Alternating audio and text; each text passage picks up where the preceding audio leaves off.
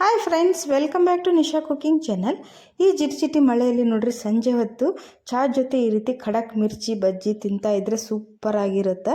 ಹೇಗೆ ಮಾಡೋದಂತ ನೋಡ್ಕೊಳ್ರಿ. ಗರಿಗರಿಯಾಗಿ ಕ್ರಿಸ್ಪಿಯಾಗಿ ತುಂಬ ಟೇಸ್ಟಿಯಾಗಿ ಬರುತ್ತೆ. ಕೆಲವೊಂದು ಟಿಪ್ಸನ್ನು ಹೇಳ್ಕೊಡ್ತೀನಿ, ಯಾವ ರೀತಿ ಮಾಡೋದಂತ ನೋಡ್ಕೊಳ್ರಿ. ನಮ್ಮ ಉತ್ತರ ಕರ್ನಾಟಕದ ಸ್ಪೆಷಲ್ ಆದಂಥ ಮಿರ್ಚಿ ಬಜ್ಜಿನ ಹೇಗೆ ಮಾಡೋದು ಅಂತ ಹೇಳಿ ನೋಡ್ರಿ, ಮಾಡ್ಕೊಂಡು ತಿಂದು ನೋಡ್ರಿ ನೀವು ಫಟಾಫಟ್ ಅಂತ ಹೇಳಿ. ಈಗ ನೋಡ್ರಿ, ನಾನು ಒಂದು ಕಪ್ಪಷ್ಟು ಕಡಲೆಬೇಳೆ ಹಿಟ್ಟನ್ನು ತೊಗೊಂಡಿದ್ದೀನಿ. ಇದು ಹಸಿ ಕಡಲೆಬೇಳೆ ಹಿಟ್ಟು, ಬಜ್ಜಿ ಬೋಂಡ ಎಲ್ಲ ಮಾಡೋಕ್ಕೆ ಯೂಸ್ ಮಾಡ್ತೀವಲ್ವ, ಆ ಹಿಟ್ಟನ್ನು ಸ್ವಲ್ಪ ಜೇಡಿ ಹಿಡಿದು ಸೋಸಿಬಿಟ್ಟು ತೊಗೊಂಡಿದ್ದೀನಿ. ನಿಮ್ಗೆ ಸ್ನ್ಯಾಕ್ಸ್ ಕ್ವಾಂಟಿಟಿ ಮೇಲೆ ನೀವು ಹಿಟ್ಟನ್ನು ಹೆಚ್ಚು ಕಡಿಮೆ ತೊಗೋಬೋದು. ಇದಕ್ಕೆ ಈಗ ರುಚಿಗೆ ತಕ್ಕಷ್ಟು ಉಪ್ಪನ್ನು ಹಾಕ್ತಾಯಿದ್ದೀನಿ. ಟೇಸ್ಟಿಗೆ ನೋಡಿಕೊಂಡು ಹಾಕ್ಕೊಳ್ರಿ. ಕಡಿಮೆ ಬಿದ್ದರೆ ಮೇಲೆ ಹಾಕ್ಕೋಬೋದು, ಜಾಸ್ತಿ ಹಾಕೊಳ್ಳೋಕೆ ಹೋಗ್ಬೇಡ್ರಿ. ಈಗ ಇದಕ್ಕೆ ಜೀರಿಗೆನ ಹಾಕ್ತಾಯಿದ್ದೀನಿ, ಮತ್ತು ಒಂದು ಸ್ಪೂನಷ್ಟು ಅಜ್ವಾಯಿನನ್ನು ಹಾಕ್ರಿ. ಎರಡನ್ನ ಹಾಕ್ತಾಯಿದ್ದೀನಿ ನಾನಿಲ್ಲಿ. ಮತ್ತು ನೋಡಿರಿ, ಇದಕ್ಕೆ ಗರಿಗರಿಯಾಗಿ ಬರೋದಕ್ಕೆ ಸ್ವಲ್ಪ 2 ಸ್ಪೂನಷ್ಟು ನಾನಿಲ್ಲಿ ಅಕ್ಕಿ ಹಿಟ್ಟನ್ನು ಹಾಕ್ತಾಯಿದ್ದೀನಿ. ಅಕ್ಕಿ ಹಿಟ್ಟು ಆಪ್ಷನಲ್, ನಿಮಗೆ ಬೇಕು ಅಂದರೆ ಹಾಕಿ, ಇಲ್ಲಾಂದರೆ ಸ್ಕಿಪ್ ಮಾಡ್ಬೋದು. ಅಕ್ಕಿ ಹಿಟ್ಟು ಹಾಕಿದರೆ ಗರಿಗರಿಯಾಗಿ ಕ್ರಿಸ್ಪಿಯಾಗಿ ಬರುತ್ತೆ. ಮತ್ತು ನೋಡಿರಿ, 1 ಚಿಟಿಕೆಯಷ್ಟು ನಾನಿಲ್ಲಿ ಸೋಡಾ ಪುಡಿನ ಹಾಕ್ತಾಯಿದ್ದೀನಿ. ತಿನ್ನುವ ಸೋಡಾನ ಹಾಕ್ತಾಯಿದ್ದೀನಿ. ಅಡುಗೆ ಸೋಡಾ ಎಲ್ಲ ಬಳಸ್ತೀವಲ್ವ, ಅದೇ ಇದು. ಬೇಕಿಂಗ್ ಸೋಡಾ ಅಲ್ಲ, ಅಡುಗೆ ಸೋಡಾ ಹಾಕ್ತಾಯಿದ್ದೀನಿ. ಇದನ್ನೀಗ ಡ್ರೈ ಮಿಕ್ಸ್ ಮಾಡ್ಕೊಳ್ಳೋಣ. ಹಿಟ್ಟಿನ ಜೊತೆ ನಾವು ಹಾಕಿರೋಂಥ ಅಕ್ಕಿ ಹಿಟ್ಟು, ಉಪ್ಪು ಮತ್ತು ಸೋಡಾ ಎಲ್ಲದೂ ಚೆನ್ನಾಗಿ ಮಿಕ್ಸ್ ಆಗಬೇಕು. ಒಂದ್ಸರಿ ಡ್ರೈ ಮಿಕ್ಸ್ ಮಾಡಿಕೊಂಡ್ರೆ ಎಲ್ಲ ಪದಾರ್ಥಗಳು ಈಕ್ವಲ್ ಆಗಿ ಸ್ಪ್ರೆಡ್ ಆಗುತ್ತೆ. ಈಗ ಇದಕ್ಕೆ ಸ್ವಲ್ಪ ನೀರು ಹಾಕಿ ನೀಟಾಗಿ ಕಲಿಸ್ಕೊಡ್ರಿ. ಇದು ಒಂದೇ ಸರಿಗೆ ಜಾಸ್ತಿ ನೀರು ಹಾಕಕ್ಕೆ ಹೋಗ್ಬೇಡ್ರಿ, ನೀರು ಆಗಿಬಿಡುತ್ತೆ. ಸ್ವಲ್ಪ ನೋಡಿಕೊಂಡು ಸ್ವಲ್ಪ ನೀರು ಹಾಕ್ತಾಯಿದ್ದೀನ. ಸ್ವಲ್ಪ ಫಸ್ಟಿಗೆ ಗಟ್ಟಿಯಾಗಿ ಕಲಿಸ್ಕೊಡ್ರಿ, ಏಕೆಂದರೆ ಗಂಟುಗಳಾಗೋದಿಲ್ಲ. ನೀವು ಒಂದೇ ಸರಿ ನೀರು ಹಾಕ್ಬಿಟ್ರೆ ನೀರಿನಲ್ಲಿ ಹಿಟ್ಟಿನ ಗಂಟುಗಳು ಉಳ್ಕೊಳ್ಳೋ ಚಾನ್ಸ್ ಇರುತ್ತೆ. ಫಸ್ಟು ಈ ರೀತಿ ನೋಡಿರಿ, ಗಟ್ಟಿಯಾಗಿ ಕಲಿಸ್ಕೊಂಡು 1-2 ನಿಮಿಷ ಇದನ್ನು ಕೈ ಬಿಡಲಾರ್ದಂಗೆ ಇದನ್ನು ಬೀಟ್ ಮಾಡಬೇಕು.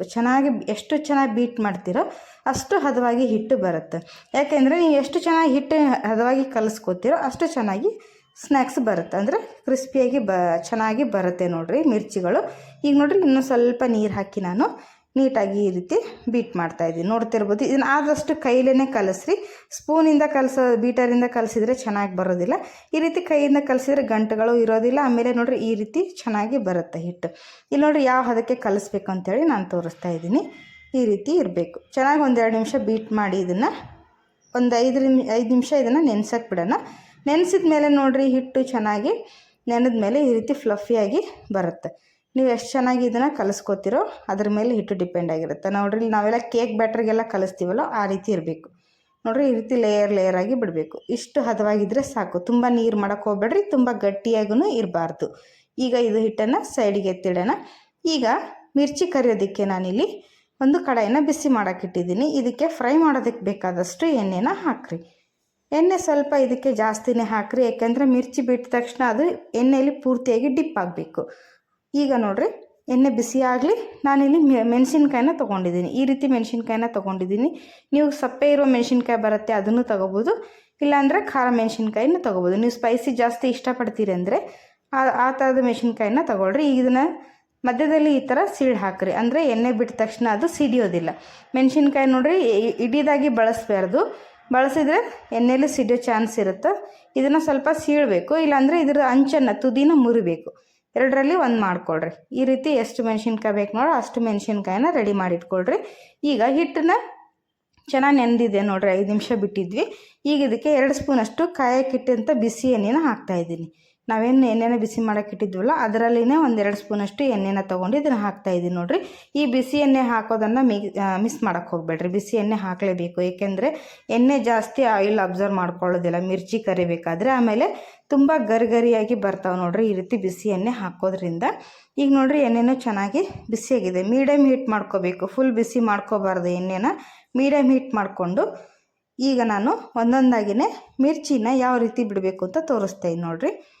ಈಗ ನಾನು ಫಸ್ಟು ಕಟ್ ಮಾಡಿದಂಥ ಮಿರ್ಚಿನ ತೊಗೋತಾ ಇದ್ದೀನಿ ನೋಡಿ. ಯಾಕೆಂದರೆ ನಮ್ಮ ಉತ್ತರ ಕರ್ನಾಟಕದ ಮಿರ್ಚಿ ಬಿಡೋ ಸ್ಟೈಲೇ ಬೇರೆ ಇರುತ್ತೆ. ಎಲ್ಲ ಕಡೆನೂ ಏನು ಮಾಡ್ತಾರೆ, ಪೂರ್ತಿಯಾಗಿ ಹಿಟ್ಟಲ್ಲಿ ಡಿಪ್ ಮಾಡಿ ಬಿಡ್ತಾರೆ ಮೆಣಸಿನ್ಕಾಯಿ. ನಾವು ನೋಡಿರಿ, ಈ ರೀತಿ ಹಿಟ್ಟಿನಲ್ಲಿ ಅದ್ದಿ ಅದನ್ನು ಎಡ್ಜಸ್ಸಿಗೆ ಈ ರೀತಿ ಮೆಣಸಿನ್ಕಾಯಿ ನಮಗೆ ಓಪನ್ ಆಗಿ ಕಾಣ್ತಾ ಇರಬೇಕು.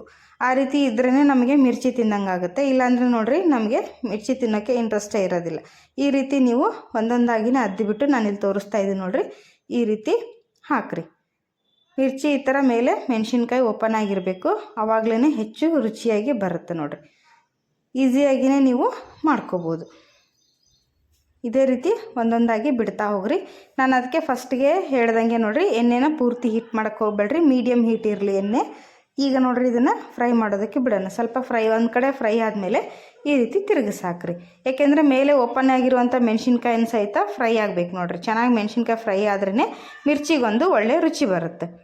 ಈ ರೀತಿ ಎರಡೂ ಕಡೆ ಇದನ್ನು ಗರಿಗರಿಯಾಗಿ ಫ್ರೈ ಮಾಡಿಕೊಡ್ರಿ. ಈ ಥರ ತಿರುಗಿಸಿ ಹಾಕಿದ್ಮೇಲೆ ನೀವು ಲೋ ಫ್ಲೇಮ್ ಇಟ್ಕೊಂಡು ಫ್ರೈ ಮಾಡಿಕೊಡ್ರಿ. ಆವಾಗ ಒಳಗಡೆಯಿಂದ ಸಹಿತ ಹಿಟ್ಟು ಚೆನ್ನಾಗಿ ಬೆಂದಿರುತ್ತೆ, ಖಡಕ್ಕಾಗಿ ಕ್ರಿಸ್ಪಿಯಾಗಿ ಬರುತ್ತೆ ನೋಡಿರಿ. ನೀವು ಎಷ್ಟೊತ್ತು ಇಟ್ಟರೂ ಸಹಿತ ಇದು ಮಿರ್ಚಿ ಗರಿಗರಿಯಾಗಿಯೇ ಇರುತ್ತೆ ನೋಡಿರಿ. ನಮ್ಮ ಕಡೆ ಗಿರ್ಮಿಟ್ಟಿ ಮತ್ತು ಮಿರ್ಚಿ ತಿನ್ನೋದು ತುಂಬ ಫೇಮಸ್. ನಿಮಗಿದ್ರ ಜೊತೆ ಏನಾದರೂ ಗಿರ್ಮಿಟ್ ಮಾಡ್ಕೊಂಡು ತಿನ್ನಬೇಕು ಅಂದರೆ ಗಿರ್ಮಿಟ್ ಮಾಡೋ ವಿಡಿಯೋವನ್ನು ಸಹಿತ ನಾನು ಅಪ್ಲೋಡ್ ಮಾಡಿದ್ದೀನಿ ನಮ್ಮ ಚಾನಲಲ್ಲಿದೆ. ನೀವು ಚಾನಲ್ ಓಪನ್ ಮಾಡಿ ವೀಡಿಯೋಗಳನ್ನು ಸರ್ಚ್ ಮಾಡಿದ್ರೆ ನಿಮಗೆ ಅದರಲ್ಲಿ ಎಲ್ಲ ಸ್ನ್ಯಾಕ್ಸ್ ವಿಡಿಯೋಗಳು ಸಿಗುತ್ತೆ ನೋಡಿರಿ. ಈಗ ನೋಡಿರಿ ಚೆನ್ನಾಗಿ ಫ್ರೈ ಆಗಿದ್ದಾವೆ. ಇವು ಫ್ರೈ ಆಗಿದ್ದಾವೆ ಅಂತ ಹೇಗೆ ನಿಮಗೆ ಗೊತ್ತಾಗುತ್ತೆ ಅಂದರೆ, ಫ್ರೈ ಆದಮೇಲೆ ಅದು ಮೇಲೆ ತೇಲಿ ಬಂದು ನಿಂತಂಗೆ ಆಗುತ್ತೆ. ಆ ಥರ ನಿಂತ್ಕೊಂಡ್ರೆ ಸಾಕು ನೋಡಿರಿ. ಚೆನ್ನಾಗಿ ಒಳಗಡೆಯಿಂದ ಕಡಕ್ಕಾಗಿ ಬೆಂದಿದ್ದಾವೆ ಅಂತ ಅರ್ಥ. ಈಗ ಚೆನ್ನಾಗಿ ಎಣ್ಣೆ ಬಸ್ತು ಇದನ್ನು ತಗೊಳ್ರಿ, ನೀಟಾಗಿ ಎಣ್ಣೆ ಬಸ್ತು ಹಾಕ್ರಿ. ನೋಡಿರಿ ಆಯಿಲ್ ಜಾಸ್ತಿ ಅಬ್ಸರ್ವ್ ಮಾಡ್ಕೊಂಡಿಲ್ಲ. ಈ ರೀತಿ ಎಣ್ಣೆ ಜಾಸ್ತಿ ಹೀರಬಾರ್ದು ಅಂದರೆ ನಾನು ಹೇಳಿದಂಥ ಟಿಪ್ಸನ್ನು ಫಾಲೋ ಮಾಡಿಕೊಡ್ರಿ, ಸೂಪರ್ ಆಗಿರುತ್ತೆ. ಬಿಸಿ ಎಣ್ಣೆ ಹಾಕಬೇಕು. ಬಿಸಿ ಎಣ್ಣೆ ಹಿಟ್ಟು ಕಲಿಸ್ಬೇಕಾದ್ರೆ ಹಾಕಿದರೆ ನೋಡಿರಿ ಆಯಿಲ್ ಜಾಸ್ತಿ ಅಬ್ಸರ್ವ್ ಮಾಡ್ಕೊಳ್ಳಲ್ಲ, ಆಮೇಲೆ ಕ್ರಿಸ್ಪಿಯಾಗಿ ಬರುತ್ತೆ. ನಾನೀಗಿಲ್ಲ 2 ಸ್ಟೆಪ್ಪನ್ನು ಬಿಡ್ತಾಯಿದ್ದೀನಿ ನೋಡಿರಿ ಎಣ್ಣೆಗೆ. ಈ ರೀತಿ ನೋಡಿಕೊಂಡು ಹುಷಾರಾಗಿ ಬಿಡ್ರಿ. ಇದೇ ರೀತಿ ಎಲ್ಲ ಮಿರ್ಚಿನೂ ನಾನಿಲ್ಲಿ ಫ್ರೈ ಮಾಡಿ ತೊಗೊಂಡು ಬರ್ತೀನಿ. ಬೆಳಗ್ಗೆ ಬ್ರೇಕ್ಫಾಸ್ಟಿಗಾದರೂ ನೀವು ಇದನ್ನು ತಿನ್ಬೋದು, ಅಥವಾ ಸಾಯಂಕಾಲ ಟೀ ಜೊತೆನಾದರೂ ನೀವು ತಿನ್ಬೋದು ನೋಡಿರಿ, ಸೂಪರಾಗಿರುತ್ತೆ. ನಾವಂತರೂ ಮಳೆ ಬರಬೇಕಾದ್ರೆ ಮಿರ್ಚಿ ಮಾಡೋದಂತೂ ಕಾಮನ್ನು. ಹಾಗೆಯೇ ಈ ವಿಡಿಯೋ ನಿಮ್ಮ ಜೊತೆನೂ ಶೇರ್ ಮಾಡೋಣ ಅಂಥೇಳಿ ವಿಡಿಯೋನ ಶೇರ್ ಮಾಡ್ತಾಯಿದ್ದೀನಿ ನೋಡಿರಿ. ಇಷ್ಟ ಅನ್ನಿಸ್ತಾ ಇದೆಯಾ? ಹಾಗಾದರೆ ಎಲ್ಲ ನಿಮ್ಮ ಫ್ಯಾಮಿಲಿ ಫ್ರೆಂಡ್ ಜೊತೆ ಈ ವಿಡಿಯೋನ ಹೆಚ್ಚು ಶೇರ್ ಮಾಡಿರಿ, ಹೆಚ್ಚು ಲೈಕ್ ಮಾಡಿರಿ. ಏಕೆಂದರೆ ನಿಮ್ಮ ಒಂದು ಲೈಕ್ ಮತ್ತು ಸಬ್ಸ್ಕ್ರೈಬಿಂದ ನಮಗೆ ಒಳ್ಳೆಯ ಒಂದು ಮೋಟಿವೇಶನ್ ಸಿಕ್ಕಂಗಾಗುತ್ತೆ. ಇನ್ನೂ ಒಳ್ಳೆ ರೆಸಿಪಿಗಳನ್ನು ನಿಮ್ಮ ಜೊತೆ ನಾನು ಶೇರ್ ಮಾಡ್ತೀನಿ ಅಂತ ಹೇಳ್ತಾ ಇದ್ದೀನಿ. ಆಲ್ರೆಡಿ ನಮ್ಮ ಚಾನಲಲ್ಲಿ ಆಲೂ ಸ್ನ್ಯಾಕ್ಸ್ ಆಗಿರ್ಬೋದು, ಪೊಟ್ಯಾಟೊ ಸ್ನ್ಯಾಕ್ಸ್ ಆಗಿರ್ಬೋದು, ಅಥವಾ ಲಂಚ್ ಬಾಕ್ಸ್ ರೆಸಿಪಿಗಳು, ವೆಜ್ ಆ್ಯಂಡ್ ನಾನ್ ವೆಜ್ ರೆಸಿಪಿಗಳನ್ನು ಎಲ್ಲದನ್ನು ನಾನು ಶೇರ್ ಮಾಡಿದ್ದೀನಿ.